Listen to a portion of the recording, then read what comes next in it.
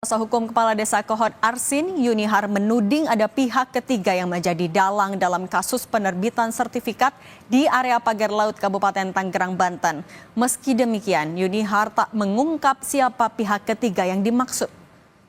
Kuasa hukum Kepala Desa Kohot Arsin Yunihar menjelaskan soal pihak ketiga yang membantu proses pembuatan sertifikat hak guna bangunan dan hak milik di atas lahan pagar laut Kabupaten Tangerang. Peran Kades Kohot diklaim hanya membantu warga menerbitkan NOP surat keterangan garap atas permintaan warga.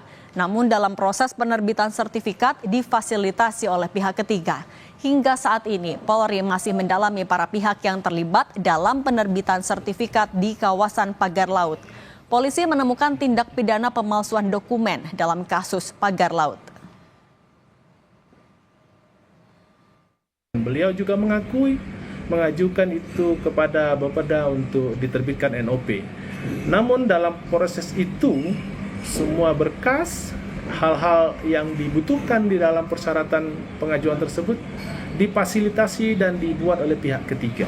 Karena pihak ketigalah yang kemudian mendorong, membuat, kemudian meminta menandatangani tanpa kemudian menjelaskan secara utuh hal-hal yang apa ditandatangani tersebut. Akibatnya terjadilah kemudian penerbitan SHM dan SHGB.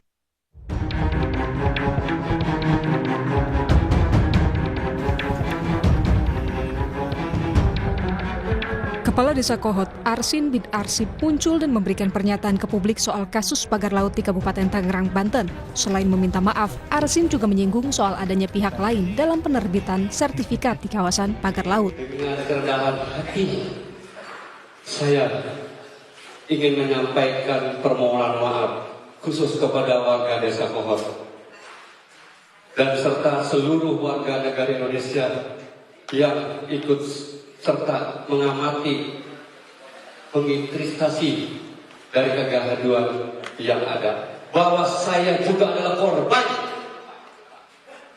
dari perbuatan yang dilakukan oleh pihak lain. Menanggapi soal pernyataan Kades Kohot itu, Dirtipidum Bareskrim Polri Brigjen Juhandani Raharjo Puro bilang pernyataan di luar pemeriksaan bukan menjadi pertimbangan. Penetapan tersangka hanya tinggal menunggu hasil pemeriksaan barang bukti di Laboratorium Forensik Polri. Penyidikan juga akan menggali siapa saja yang turut serta dalam kasus ini. Nanti hasil lapor inilah nanti jadi bahan gelar. Tinggal itu saja. Dan kemungkinan dalam beberapa hari ini dari lapor sudah bisa memberikan kepastian sehingga kita segera bisa menentukan apakah sudah bisa untuk penetapan tersangka atau tidak.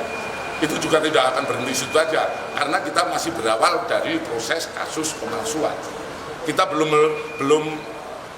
melangkah ke hal-hal lain, yaitu seperti yang turut serta membantu dan lain sebagainya. Kita mulai dari ujung perkara dia menyampaikan di media atau menyampaikan ke luar itu bukan sebuah penilaian bagi kami.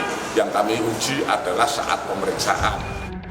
Sementara itu mantan Kabar Reskrim Polri Susno Duaji menilai tersangka tahap awal sudah terang, namun Polri juga harus menjerat pihak lain termasuk dalang dalam kasus pagar laut.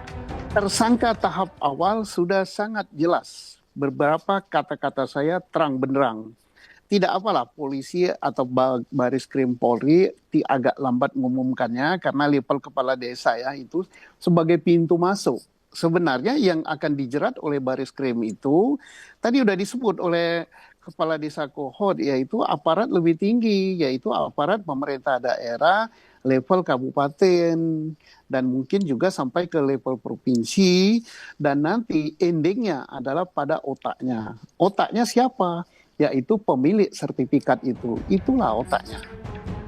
Meski belum menetapkan tersangka, Polri berjanji akan mendalami lebih jauh, diantaranya orang-orang yang terlibat dalam kasus pagar laut hingga mereka yang turut membantu dalam penerbitan sertifikat di pagar laut Kabupaten Tangerang, Banten.